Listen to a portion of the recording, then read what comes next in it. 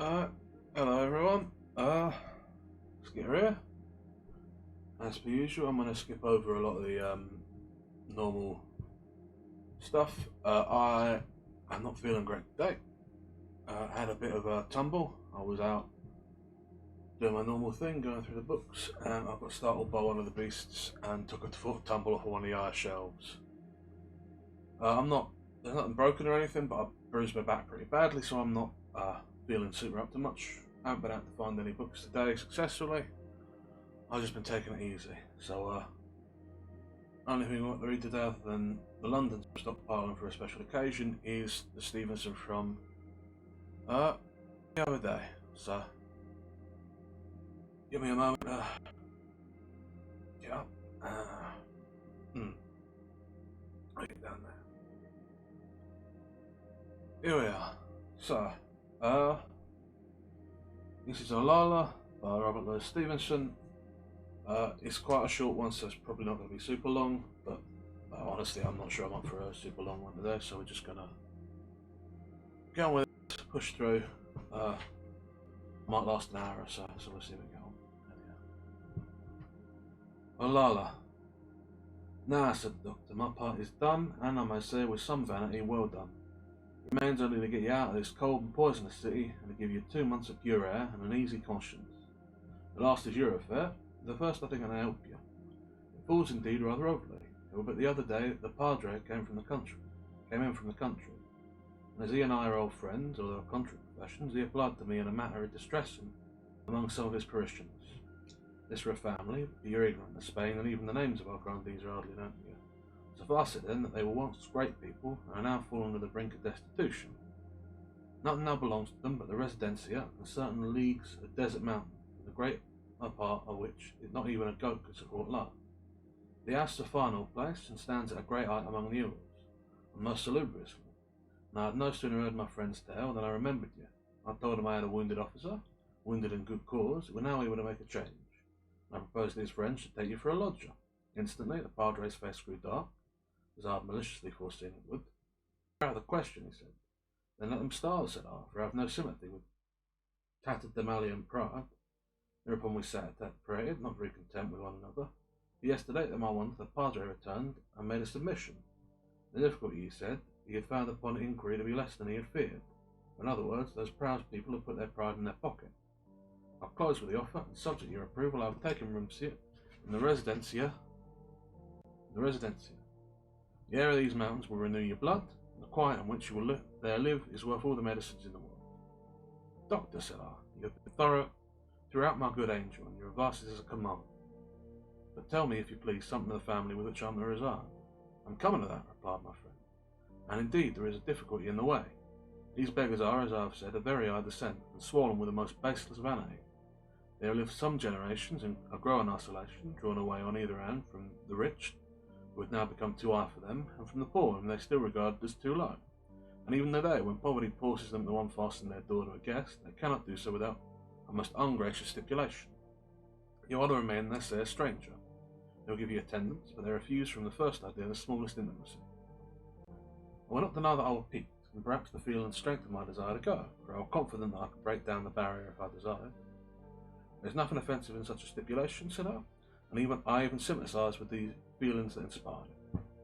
It's true they have never seen you, returned the doctor politely, and if they know you were from the handsomest and most pleasant, and if they knew you were the handsomest and the most pleasant man that ever came from England, where I am told that handsome men are common, pleasant ones not so much, so it would doubtless make you welcome with a better grace. And since you take the thing so well, it matters not. To me, indeed, it seems discourteous, but you will find yourself the gainer. The family will not much tempt you. A mother, a son, and a daughter, an old woman said to be half-witted, a country lout, and another girl who stands very high with a confessor and is therefore, judged with the physician, most likely plain. There is not much in that to attract the fancy of a dashing officer. You say they are high-born, I objected. As to that I should distinguish, returned the doctor. The mother is, not so the children. The mother was the last representative of a princely stock, degenerate both in parts and fortune. Her father was not only poor, he was mad, and the girl ran wild about the residencia till his death. Then, much to the fortune having died with him, and the family being quite extinct, the girl ran wilder than ever, until at last she married. Heaven knows whom, a mule, as some say, others a smuggler. There are some who uphold that there were no marriage at all, and Felipe and Olalla are bastards. The union, such as it was tragically dissolved some years ago, but they live in such seclusion, and the country at that time was in so much disorder that the precise manner of the man's end is known only to the priest, if you knew him. I begin to think I shall have strange experiences, said I. I would not romance, if I were you, replied the doctor. You'll find I fear a very grovelling and commonplace reality. Felipe, for instance, I have seen. What am I to say? He is very rustic, very cunning, very loutish, and I should say an innocent. The others are probably a match. No, senor comandante. You must seek congenial society among the great sights of our mountains, and in these at least, if you are all a lover of the works of nature, I promise you will not be disappointed. The next day, Felipe came for me in a rough country cart drawn by a mule, and a little before the stroke of noon, after I had said farewell to the doctor, the innkeeper, and different good souls who had befriended me during my sickness, we set forth out of the city by the eastern gate, and I began to ascend into the Sierra. I had been so long a prisoner since I was left behind for dying after the loss of the convoy, that the mere smell of the earth set me smiling. The country through which we went were wild and rocky, partly covered with rough wood, now the cork tree, and now the great Spanish chestnut, and frequently intersected by the beds of mountains and torrents. The sun shone, the wind rustled joyously, and we had advanced some miles, and the city had already shrunk into an inconsiderable knoll upon the plain beyond us, before my attention began to be diverted to the companion of my drive. To the eye, it seemed but a diminutive, loutish, well-made country lad, such as the doctor had described, mighty quick and active, but devoid of any culture, and this first impression was, with most observers, final. What began to strike me was his familiar chatting talk, so strangely inconsistent with the terms on which I was to be received, and partly from his imperfect enunciation, partly from the sprightly incoherence of the matter, so very difficult to follow clearly without an effort of the mind. It is true I had before talked with persons of a similar mental constitution, a person who seemed to live, as he did, by the senses, taken and possessed by the visual object of the moment, and unable to discharge their mind of the impression. He seemed to me, as I sat distantly giving ear, a kind of conversation proper to drivers, who pass much of their time in a great vacancy of the intellect, and threading the sights of a familiar country. This was not the case of Felipe. By his own account, he were an oak keeper. Wish I were there now, he said. And then, spying a tree by the wayside, he broke off to tell me that he had once seen a crow amongst its branches.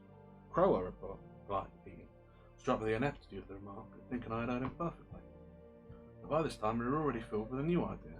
Hearkening with rapid interest, his head on one side, his face puckered, and struck me rudely, he made me hold my peace, and he smiled and shook his head. What did you hear? I asked. Oh, it's all right, he said, and began encouraging his mule with cries that echoed unhumanly up the mountain wall. I looked at him more closely. He was superlatively well built, light and lithe and strong. He was well featured, his yellow eyes were very large, though perhaps not very expressive.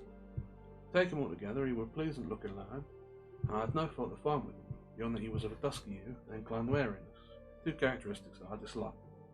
It was mine that puzzled and yet attracted me. The doctor's phrase, an innocent, came back to me, and I wondered if that were, after all, the true description, when the road began to go down into the narrow and naked chasm of a torrent. The water thundered tumultuously at the bottom, and the ravine were filled with all of the sound, the thin spray and the claps of wind that accompanied their descent. The scene was certainly impressive. The road was, in that part, very securely walled in. The mule went steadily forward, and I was astonished to perceive the paleness of the terror in the face of my companion. The voice of that wild river were inconsistent, now sinking lower as in weariness, now doubling its hoarse tones. Momentary freshets seemed to swell its volume, sweeping down the gorge, raving and booming against the barrier walls, and I observed it was at each of these accessions to the clamour, so that my driver more particularly winced and blanched. Some thought of Scottish superstition and the river Kelpie passed across my mind. I wondered if perchance the light were prevalent in that part of Spain, and turning to Felipe, sought to draw him out. What is the matter? I asked. Oh, I'm afraid, he replied. Of what are you afraid of? It seems one of the safest places on this very dangerous road. It makes a noise, he said, with the simplicity of all that set my doubts at rest. The lad was but a child in intellect, his mind was like his body, active and swift, but stunted in development, and I began from that time forth to regard him with a measure of pity, and listen at first with indulgence, and then at last even with pleasure to his disjointed babble. By about 4 in the afternoon we had crossed the summit of the mountain line, and said farewell to the eastern sunshine, and began to go down upon the other side, skirting the edge of many ravines and moving through the shadow of dusky woods. There rose upon all sides the voice of falling water, not condensed and formidable as in the gorge of the river, but scattered and sounded gaily and musically from glen to glen. Here too the spirits of my driver mended, and he began to sing aloud in falsetto voice, with a singular bluntness of musical perception, never truly either to melody or key, but wandering at will, yet somehow with an effect that were natural and pleasing, like that song of the birds. As the dusk increased, I fell more and more under the spell of this artless warbling, listening and waiting for some articulate air, and still disappointed. When at last I asked him what he was saying, "Oh," he cried, "I'm just singing." Above all, I would take him with a trick he had of unweariedly repeating the same note at little intervals. They were not so monotonous as you'd think, or at least not disagreeable. They seemed to breathe a wonderful contentment with what is, such as we love to fancy in the attitude of trees or the quiescence of the pool. Night had fallen before we came upon a plateau, and drew up a little after before a certain lump of superior blackness, which I could only conjecture to be the residencia. Here my guide, getting down from the cart, hooted and whistled for a long time in vain, till at last an old peasant man came towards us from somewhere in the surrounding dark, carrying a candle in his hand. By the light of this, I were able to perceive a great arched doorway of a Moorish character, closed by iron-studded gates, and one of the leaves by which Felipe opened the wicket. The peasant carried off the cart to some outbuilding, but my guide and I passed the wicket, which were closed again behind us, and by the glimmering of the candle passed through a court, up a stone stair, along a section of open gallery, and up more stairs, again, until we at last came to the door of a great and somewhat bare apartment. This room, which I understood was to be mine, was pierced by 3 windows, lined with some lustrous wood, disposed in panels and carpeted with the skins of many savage animals. A bright fire burned in the chimney, and shed abroad a changeful flicker. Close up to the blaze there were drawn a table, laid out for supper, and in the far end the bed stood ready. Well pleased by these preparations, and said so to Felipe, and he, with the same simplicity of disposition that I had already remarked on him, warmly re-echoed my praises. "A fine room," he said, "a very fine one. And fire, too, fire is good. It melts out the pleasure in your bones. And the bed," he continued, carrying over the candle in that direction, "see what fine sheets, as soft, as smooth." He passed his hand again and again over their texture, and then laid down his head and rubbed his cheeks among them, with a grossness of contempt that somehow offended me. I took the candle from his hand, for I feared he would set the bed on fire, and walked back to the supper table where, perceiving a measure of wine, I poured out a cup and called him to come and drink of it. He started to his feet at once and ran to me with a strong expression of hope. When he saw the wine, he visibly shuddered. "Oh no," he said, "not that. That's for you. I ate it." "Very well, senor," said I. "And I'll drink to your good health, and the prosperity of your house and family. Speaking of which," I added, after I had drunk, "shall I not have the pleasure of laying my salutations in person at the feet of the senora, your mother?" At these words, all the childishness passed out of his face, and was succeeded by a look of indescribable cunning and secrecy. He backed away from me at the same time, as though I were an animal about to leap or some dangerous fellow with a weapon. And when he had got near the door, glowered at me suddenly with contracted pupils. "No," he said at last, and the next moment were gone noiselessly out of the room, and I heard his foot die away downstairs as light as rainfall, and a silence closed over the house. After I had supped, I drew up the table nearer the bed and began to prepare for rest. In the new position of the light, I was struck by a picture on the wall. It represented a woman still young. To judge by her costume and the mellow unity which she reigned over the canvas, she had long been dead. To judge by the vivacity of the attitude, the eyes, and the features, I might have been beheld in a mirror. In the image of life, her figure was very slim and strong, and of a just proportion. Red tresses lay like a crown over her brow. Her eyes, of a very golden brown, held mine with a look, and her face, which was perfectly shaped, but yet marred by a cruel, sullen, and sensual expression. Something in both face and figure, something exquisitely intangible, like the echo of an echo, suggested the features and bearing of my guide, and I stood a while unpleasantly attracted and wondering at the oddity of the resemblance.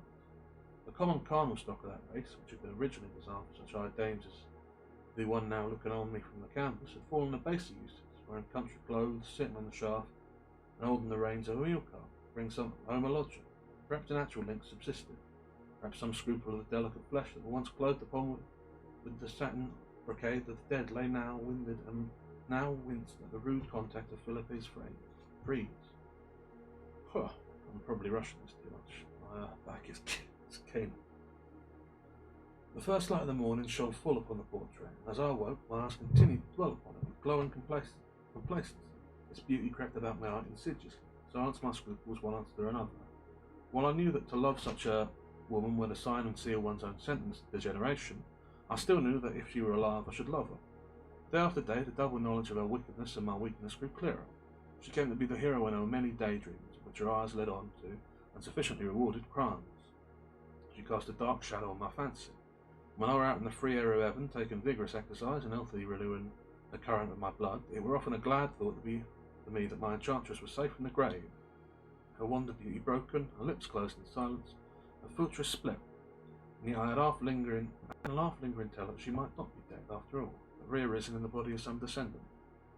Felipe served me my meals in my own apartment, and his resemblance to the portrait. At times it would not, at times upon some change of attitude or flash of expression it would leap out upon me like a ghost. But above all in his ill temper, so that the likeness triumphed. He certainly liked me, but proud of my notice, which he sought to engage by many simple and childlike devices.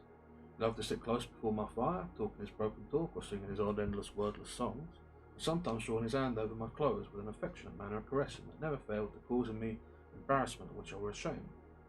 But for all that, he was capable of flashes of causeless anger, fits of sturdy songs. At a word of reproof, I have seen him upset the dish of which I was about to eat, and this not serendipitously, but with defiance, being in a strange defiance. And similarly at the end of Inquisition, I was not unnaturally curious, being in a strange place and surrounded by strange people. But at the shadow of a question, he shrank back, lowering and dangerous. Then it was that, for a fraction of a second, this rough lad might have been the brother of the lady in the frame. These humours were swift to pass, and the resemblance died along with them. In those first days I saw nothing of anyone but Felipe, unless the portrait is to be counted, and since the lad was plainly a weak mind and had moments of passion, it may be wondered that I bore his dangerous neighbourhood with equanimity. As a matter of fact, it was some time after, but it happened before long that I obtained over him so complete a mastery as to set my disquietude at rest. It fell in this way. He was by nature slothful and much of a vagabond, and yet he kept the house. I not only waited upon my wants, but laboured every day in the garden of a small farm to the south of the residence. Here he would be joined by the peasant whom I had seen on the night of my arrival, who dwelt at the far end of the enclosure, about half a mile away, in a rude outhouse. It was plain to me that of these two it was Felipe who did most, and though I would sometimes see him throw down his spade and go sleep among the very plants he had been digging, his constancy and energy were admirable in themselves, and still more since I was well assured they were foreign to his disposition, and the fruits of an ungrateful effort. While I admired, I wondered what had called forth in a lad so sharp-witted and this enduring sense of duty. How was it sustained? I asked myself, and to what length did it prevail over his instincts? The priests were possibly his inspirer, but the priest came one day to the residencia. I saw him both come and go after an interval of close upon an hour, to a knoll where I was sketching, and all that time Felipe continued to labour undisturbed in the garden. At last, in a very unworthy spirit, I determined to debauch the lad from his good resolution, and, waylaying him at the gate, easily persuaded him to join me in a ramble. A refined day, and the woods to which I led him were green and pleasant, and sweet-smelling and alive with the hum of insects.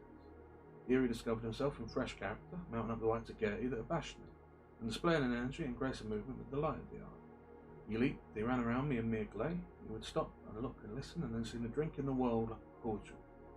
And then he would suddenly spring into a tree with one bound, and hang and gambol there like one at home. Little as he said to me, and that of not much import, I rarely enjoyed more stirring company. The sight of his delight was a continual feast. The speed and accuracy of his movements pleased me to the art. I might have been so thoughtlessly unkind as to make a habit of these walks, if not chance prepared a very rude conclusion of my pleasure. By some swiftness and dexterity, the lad captured a squirrel in a treetop. He was then some way ahead of me, but I saw him drop to the ground and crouch there, crying aloud for pleasure like a child. The sound stirred my sympathies. It was so fresh and innocent. As I bettered my pace to draw near, the cry of the squirrel knocked upon my arm. I have heard and seen much of the cruelty of lads, and above all of peasants, but what I now beheld struck me into a passion of anger. I thrust the fellow aside, plucked the poor brute out of his hand, and with a swift mercy killed him. And I turned upon the torturer, spoke to him long out of the art of my indignation, calling him names at which he seemed to wither. At length, pointing towards the residencia, bade him begone and leave me, for I chose to walk with men, not with vermin. He fell upon his knees, and the words coming to him with more clearness than usual poured out a stream of the most touching supplications, begging me a mercy to forgive him, to forget what he had done, and look at the future. I'll try so hard, he said. I'll command Dante, bear with Felipe this once, and will never be a brute again. Thereupon, much more affected than I cared to show, I suffered myself to be persuaded, and at last shook hands with him, and made up. The squirrel, by way of penance, I made him bury, speaking of the poor thing's beauty, telling him what pains it had suffered. Now, the baser thing was the abuse of strength. See, Felipe, said I, you are strong indeed. In my hands you are as helpless as that poor thing of the trees. Give me your hand in mine, you cannot remove it. And I suppose that I was cruel like you and took a pleasure in pain. I only tightened my hold and see how you suffered. He screamed aloud, his face stricken ashy, and dotted with needle points of sweat. And when I set him free, he felt the earth and nursed his hand and moaned over it like a baby. He took the lesson in good part, and whether from that or from what I had said to him, or the iron notion he now had of my bodily strength, his original affection were changed into a dog-like adoring fidelity. Oh. Ooh, this might have been a mistake. I'm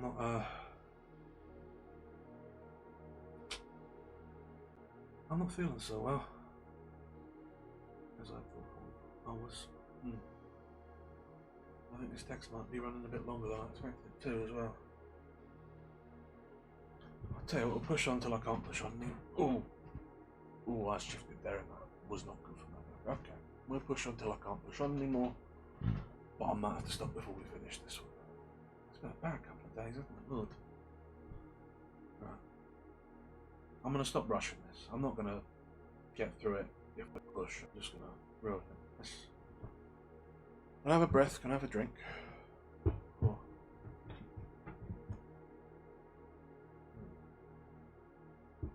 I've been wanting to do this every day this month. Do a bit of reading for you, but I maybe should have called it today. This was probably a mistake. But we're in now, so we'll push on as well best we can, eh? Meanwhile, again rapidly now, the residencia stood on the crown of a stony plateau, on every side of the mountain hemmed it about. Only from the roof, where was a bias, and there might be seen between 2 peaks a small segment of plain blue in extreme distance. The air in these altitudes moved freely and largely. Great clouds congregated there and were broken up by the wind and left in tatters on the hilltops. An hoarse and yet faint rumbling of torrents rose from all about, and one could there study all the ruder and more ancient characters of nature, something of their pristine forms. I delighted from the first in the vigorous scenery and changeful weather, nor less in the antique and dilapidated mansion where I dwelt.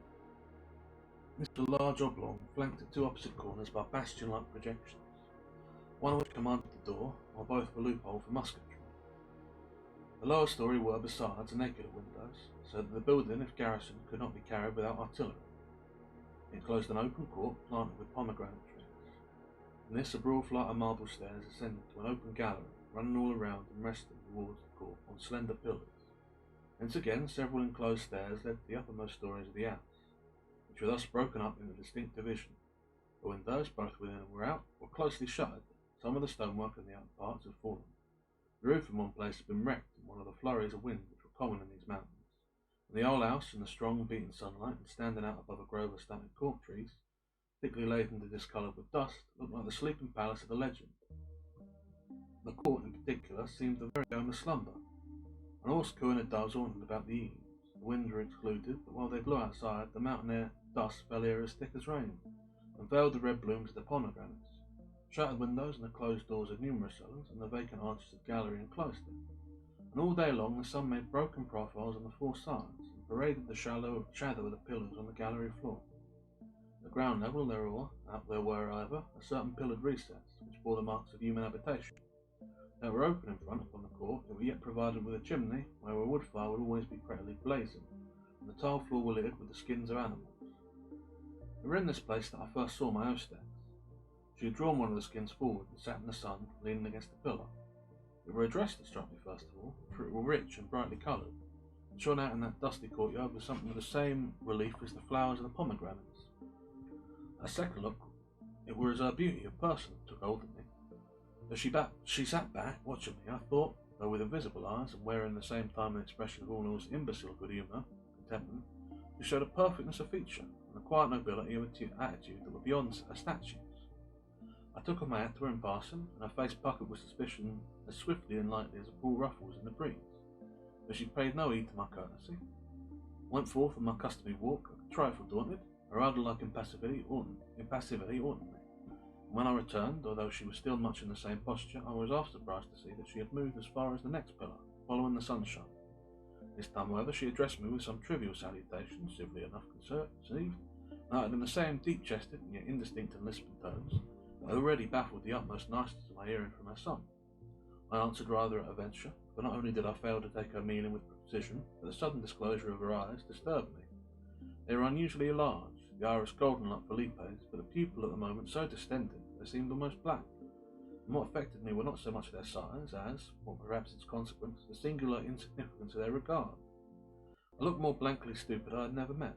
My eyes dropped before it even as I spoke, and I went on my way upstairs to my own room at once baffled and embarrassed. But when I came there and saw the face of the portrait, I were again reminded of the miracle of family's descent. My hostess was indeed both older and fuller in person. Her eyes were of a different colour, her face, besides, were not only free from the ill significance that offended and attracted me in fate, it was devoid of either good or bad, a moral blank expression literally naught. And yet there were a likeness, not so much speaking as in, not so much in any particular feature as upon the whole. It should seem, I thought, as if when the master set his signature to that grave canvas, he had not only caught the image of one smiling and foresight woman, but stamped the essential quality of a race.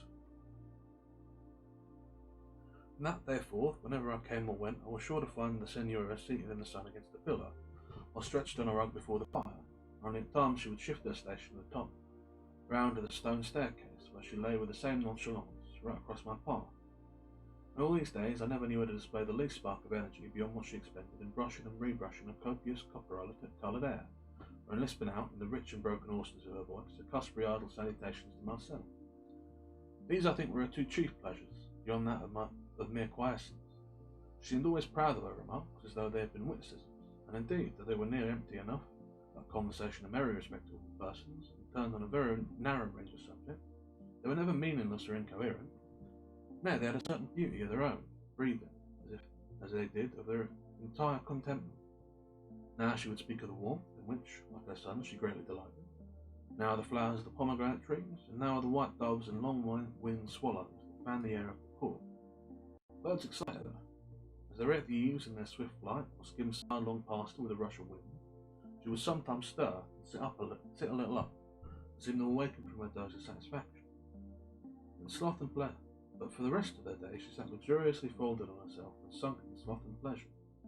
Her invincible contempt at first annoyed me, but I came gradually to find repose in the spectacle, till at last it grew to be my habit to sit down beside her 4 times in the day, both coming and going.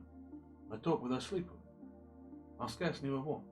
I had come to like her dull, almost animal neighbourhood. Her beauty and her stupidity soothed and amused me. I began to find a kind of transcendental good sense in her remarks, and their unfathomable good nature moved me to admiration and envy. The liking will return. She enjoyed my presence, half unconsciously, as a man in deep meditation may enjoy the babbling of a brook. I can scarce say she brightened when I came, the satisfaction written on her face eternally, as on some foolish statues. I was made conscious of her pleasure by some more intimate communications than the sight. And one day I sat within reach of her on the marble step. She suddenly shook forth one of her hands and patted mine. The thing were done, and she were back in her accustomed attitude before my mind had received intelligence of the caress. When I turned to look her in the face, I could perceive no answerable sentiment. It was plain she attached no moment to the act, and I blamed myself for my own more uneasy consciousness.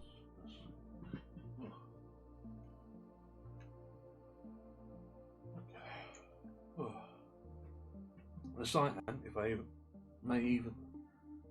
if I may so call it, the acquaintance of the mother confirmed the view that I had already taken of the son. The family blood had been impoverished, perhaps by long inbreeding, which I knew to be a common error among the proud and the exclusive. No decline, indeed, would be traced to the body, which had been handed down unimpaired in shapeliness and strength, and the faces of today were struck as sharply from the mint as were the faces of 2 centuries ago that smiled at me from the portrait. The intelligence, that more precious element, were degenerate. The treasure of ancestral memory ran low, and had required the potent plebeian crossing of a muleta, or mountain contrabandista, to raise what approached hebetude in the mother into the active oddity of the son. The other two, the mother I preferred. Of Felipe, vengeful and placable, full of starts and shivering, inconsistent as an air, I could even conceive as a creature possibly noxious. Of the mother I had no thoughts but those of kindness, and indeed, as spectators are apt ignorantly to take sides, I grew something of a partisan in the enmity which I perceived to smoulder between them. True, it seemed mostly on the mother's part. She would sometimes draw in her breath as he came near, and the pupils of her vacant eyes would contract as with horror or fear. Her emotions, such as they were much upon the surface and readily shared. And this latent repulsion had occupied my mind, and kept me wondering on what grounds it rested, and whether the son was certainly in fault.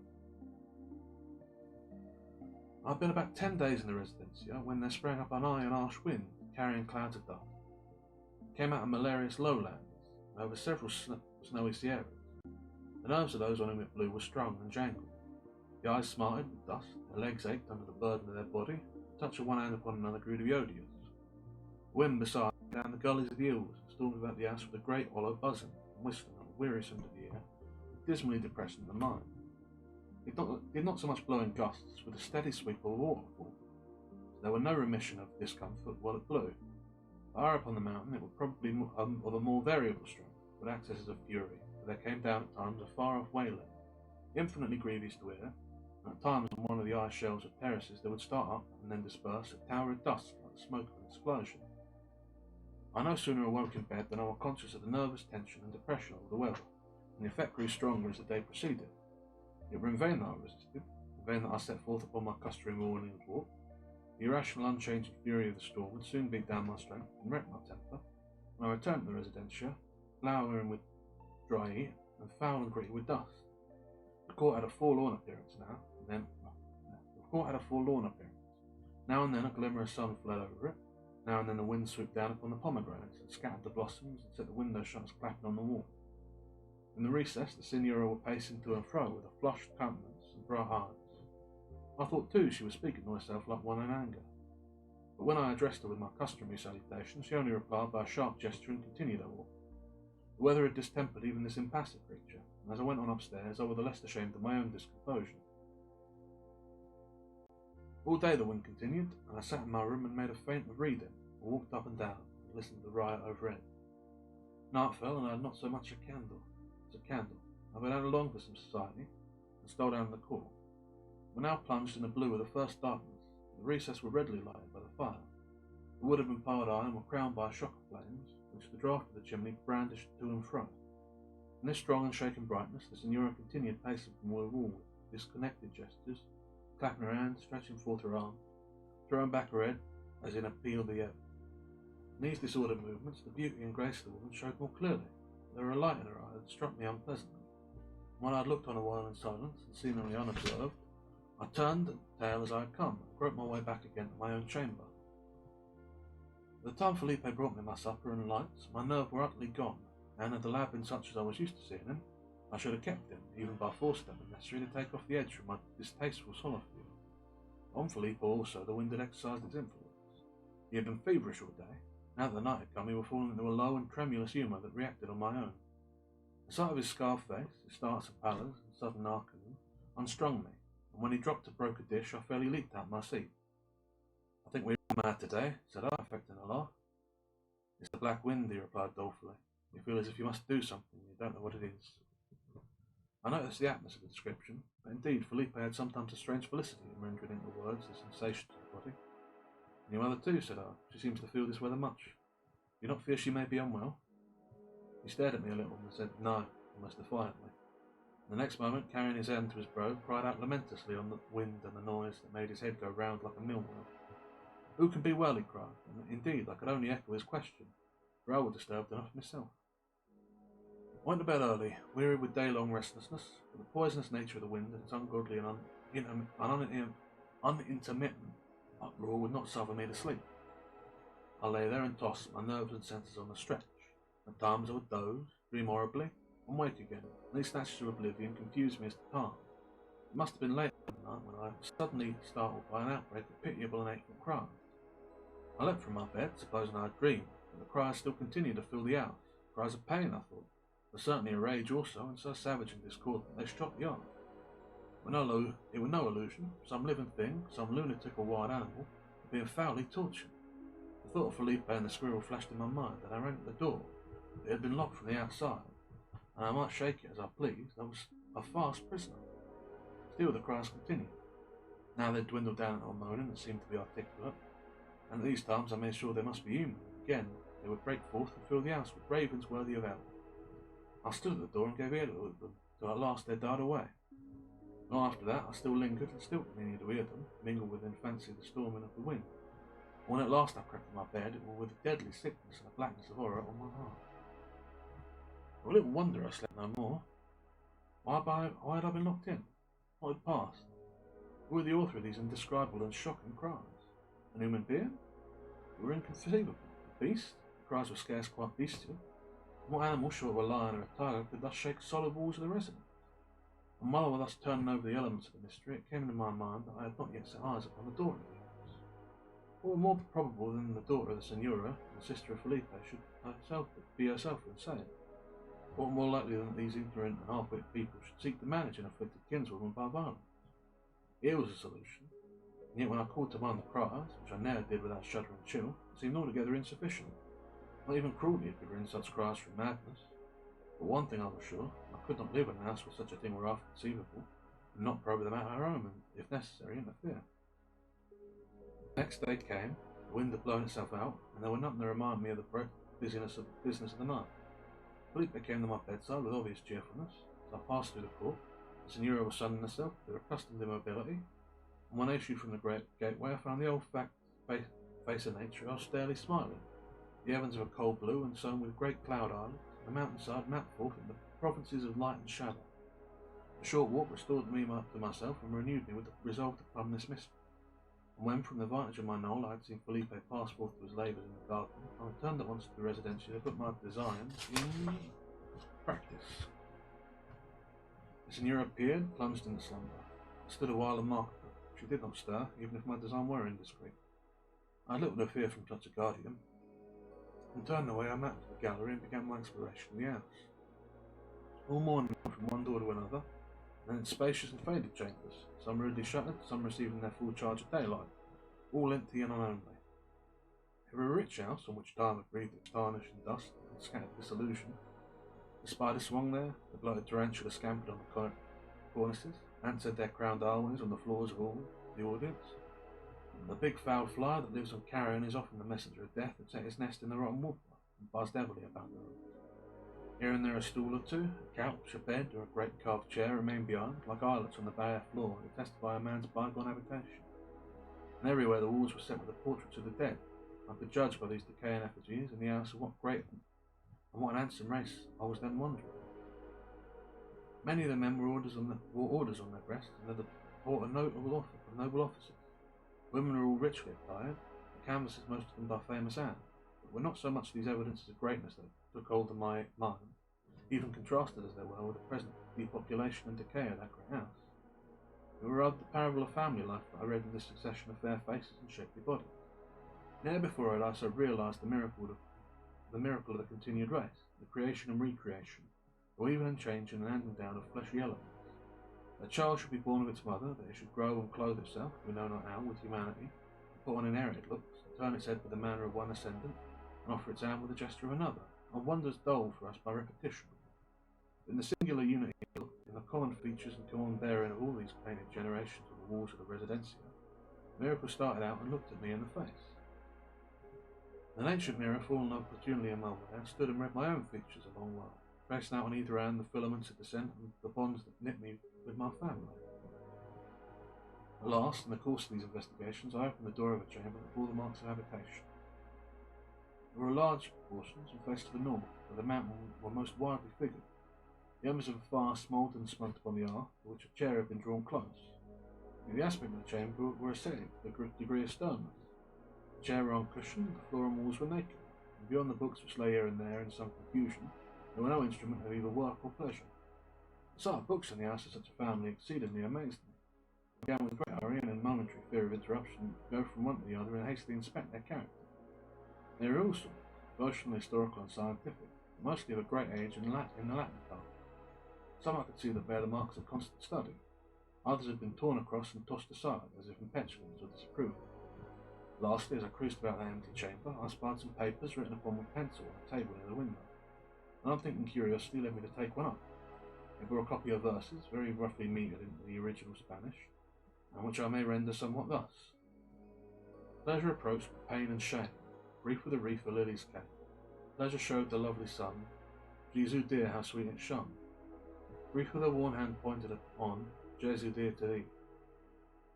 Shame and confusion at once fell upon me, and laying down the paper, I beat an immediate retreat from the apartment.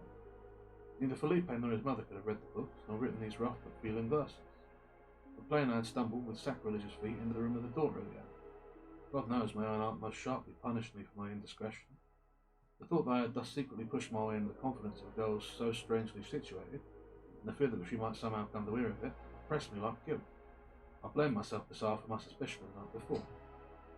I wondered that I should ever have attributed those shocking cries to one of whom I now conceived as a saint, spectral and mien, wasted with maceration, bound up in the practices of mechanical devotion, and dwelling in great isolation of soul with their incongruous relatives. And as I leaned on the balustrade of the gallery and looked down onto the bright clothes of pomegranates and at the gaily dressed and somnolent woman who just then stretched herself and deliberately licked her lips, as in the very sensuality of sloth, my mind swiftly compared the scene with the cold chamber looking northward on the mountain where the daughter had gone.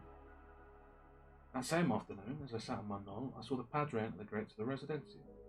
The revelation of the daughter's character had struck home to my fancy, and almost blotted out the horrors of the night before. But at sight of this worthy man, and the memory revived.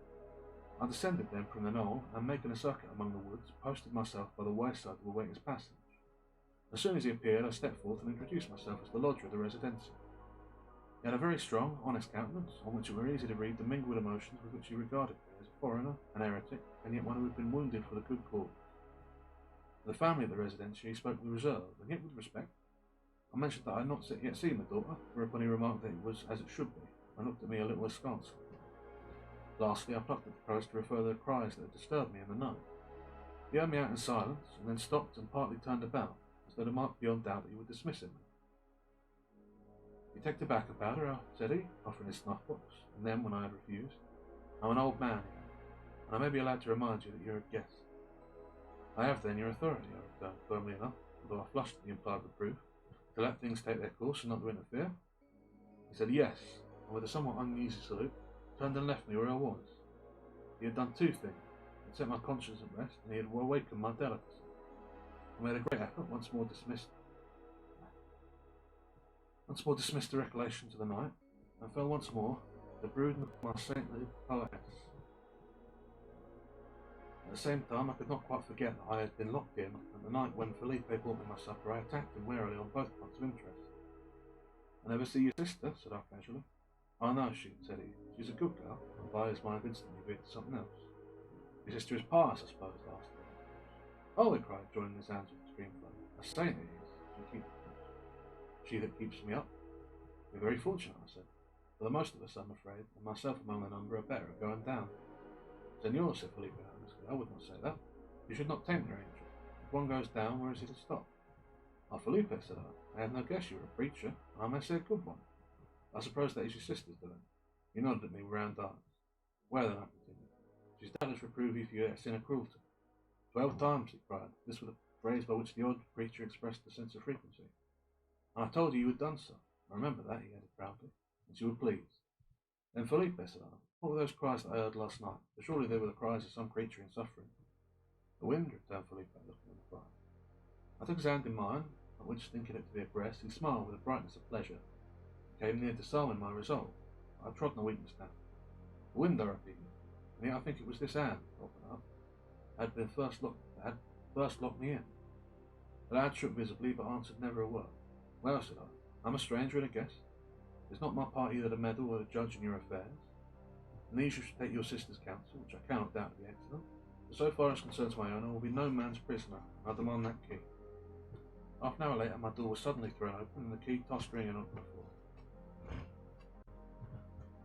A day or two after, I came in from a walk, a little before the point of noon. Senora were lying, lapped in a slumber on the threshold of the recess. The pigeon dozed below the caves like snowdrop. The house were under a deep smell of noontide quiet, and only a wandering and gentle wind from the mountains stole round the galleries, rustled among the pomegranates, and pleasantly stirred the shadows. Something in the stillness moved me to imitation.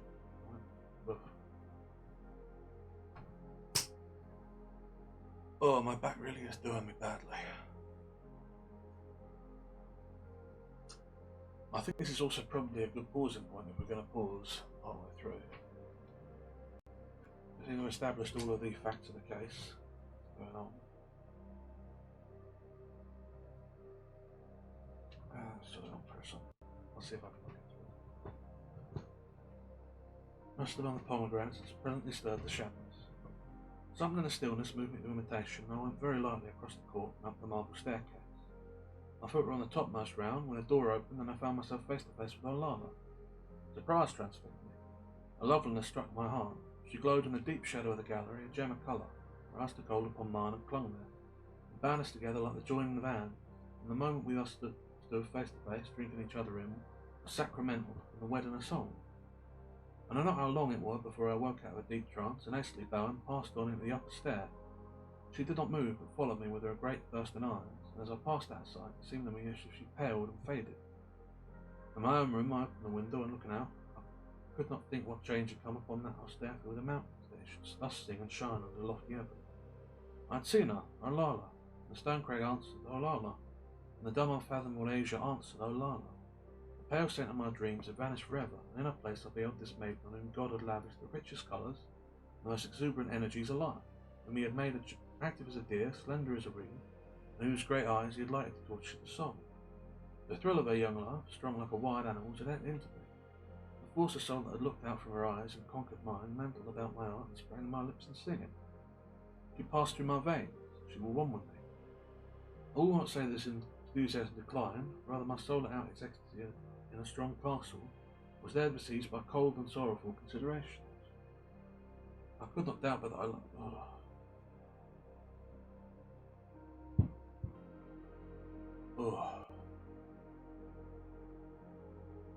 I could not doubt that I loved her at first sight, and already with a quivering ardour that was strange to my experience.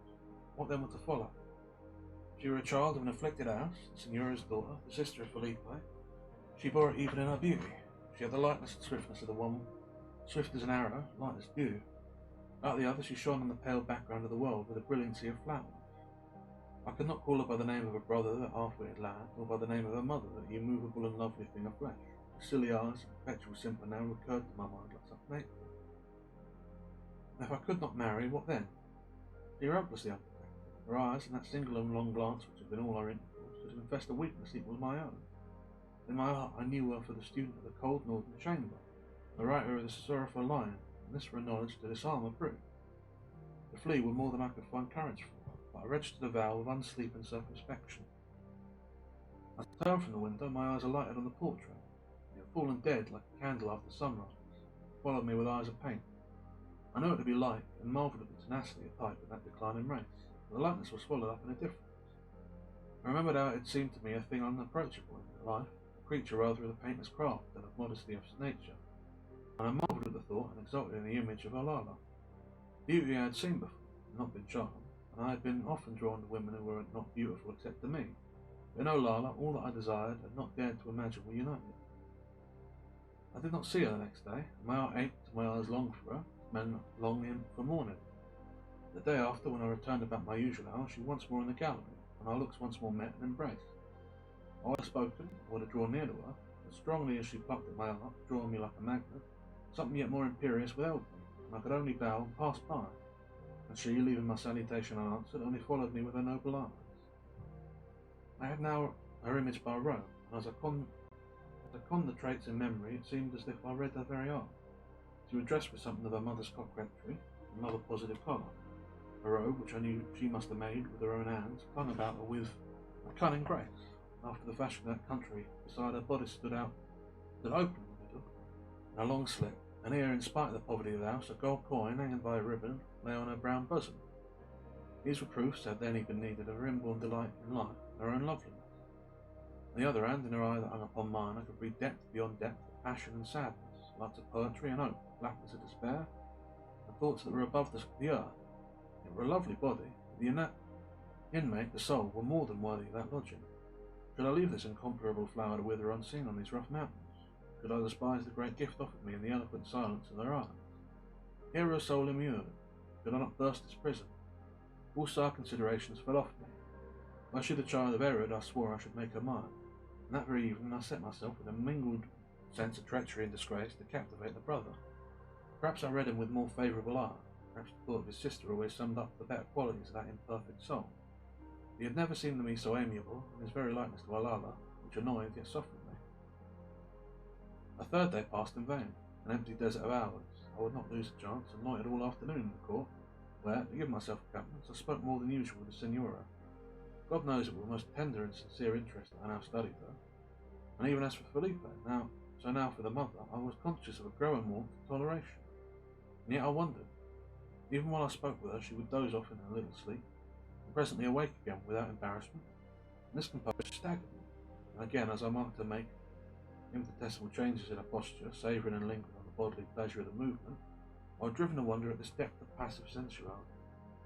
She lived with her body, and her conscience was also disseminated through her members, where it luxuriously dwelt. Lastly, I could not grow accustomed to her eyes. Each time she turned on me, those great, beautiful, and meaningless orbs, wide open to the day, but closed against human inquiry. Each time I had occasion to observe these lively changes of her pupils, which expanded and contracted in her breath, I knew not where it came from, or came over me. I can find no name for the mingled feeling of disappointment, annoyance, and distaste that jarred along my nerves. I tried her on a variety of subjects, equally in vain, and at last led the talks to her daughter. Even there she proved indifferent. She said she was pretty, which, as with the children, was her highest word of commendation, but plainly incapable of any higher thought. And when I remarked that Olalla seemed silent, merely yawned in my face and replied that speech were of no great use when you had nothing to say. People speak much, very much, she added, looking at me with expanded pupils, and then again yawned and again showed me a mouth that was dainty as a toy. This time I took the hint, and, leaving her to her repose, went up into my own chamber to sit by the open window, looking on the hill and not the old one, stuck in lustrous and deep dream, and heart-breaking of fancy with the note of a voice that I had never heard. I woke on the fifth morning with a brightness of anticipation that seemed to challenge fate. I was sure of myself, light of heart and foot, and resolved to put my love incontinently to the touch of knowledge. It should lie no longer under the bond of silence, a dumb thing living by the eyes only, like the love of beasts, but should not put on the spirit and enter upon the joys of a complete human intimacy. I thought of it with hope, like a voyage to El Dorado, into the unknown and lovely country of her soul. I no longer trembled to adventure. When I did indeed encounter her, the same force of passion descended on me, and at once submerged my mind. Speech seemed to drop away from me like a childish habit. I but drew near to her as the giddy man draws near the margin of a gulf.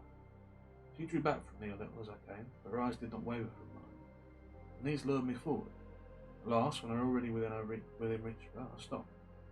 Words were denied me. If I advanced, I could but clasp her to my heart in silence, and all that was sane in me, all that was still unconquered, revolted against the thought of such an accost. So we stood for a second, all our laugh in our eyes, exchanging salvos of attraction, each resisting, and then, with a great effort of the will, and conscious at the same time of sudden bitterness and disappointment, I turned and went away in the same silence.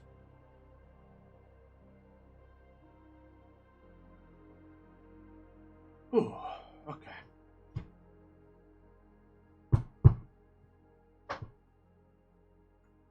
I'm feeling quite nauseous. I thought I could stand up to this, but I was wrong. There's not too much more of this. There's 14 more pages left, so we'll finish this tomorrow, along with another more chunky. Lord, I'm not getting much done these last few days, am I? Oh, it's been a rough little while. Sorry to anyone who's here. I didn't mean to cut it so short today. But still, let's go over what we can while it's still fresh in our mind, eh? So, their degeneration seems like a very strange one for me, but then I don't know really what the effects of inbreeding are, especially. Rats don't exactly keep traditional family lines. But they seem, the mother and the son seem pleasant enough folks, if a little simple-minded. Well, that's not true, actually. The son's very cruel. At times, but most of the time they seem pleasant enough. What I will say, however, is that the, hang on a sec. Hang on. Oh, I'm gonna, move back over in my bed.